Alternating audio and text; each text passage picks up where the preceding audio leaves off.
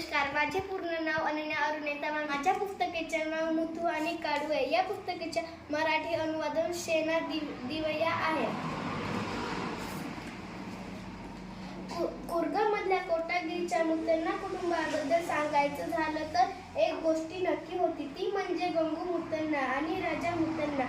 या दोघा मुलांना घरी एखादा पाळीव प्राणी हवा होता, पण त्यांचे वडील मुत्तन्ना यांचा मात्र या गोष्टीला ठाव विरोध होता. नाही म्हणजे नाही, प्राणी फार भयानक असतात. नाही, ते घरात सगळीकडे घाण करतात, कुठे जाऊन बसतात तेही कळत नाही.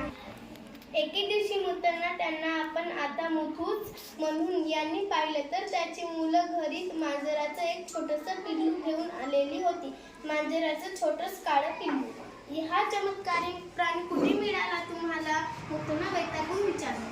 त्या माचू काकच या झालं ते विसरलात का? ती छान मजेत संध्याकाळी फिरायला बाहेर पडले आणि एक काळं मांजर त्यांना आडव आलं आणि काय दुसऱ्या दिवशी ते गेलेच. अरे देवा, ओहो बाबा, पण ते 93 वर्षाचे होते. ते काही नाही, काहीतरी काळे बेर घड्यांच्या आत. या मांजराला बाहेर सोडून घ्या, बघू. मुलाने खूप गयावया केली, खूप मनधरणी केली, पण मुथू मात्र आपल्या मनावर ठाम होता. शेवटी मुलं नाही लाच पिल्लाला घेऊन गेली, पण कुठे तर गुपचूप आपल्या खोलीतच तिथेच ती त्यांचा सांभाळ करू लागली. मात्र लवकरच मुथूला ही गोष्ट समजली.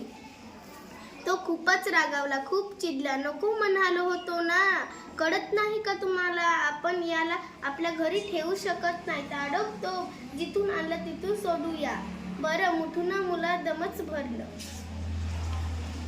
गंगू आणि राजा खूप नाराज झाले, अगदी रडवलेच झाले. त्यांना अजिबात आपल्या बाबांशी बोलायचं नव्हतं. त्यांचं आवडत नुलुपट्टू आणि कोलीकरही त्यांना खायची नव्हती.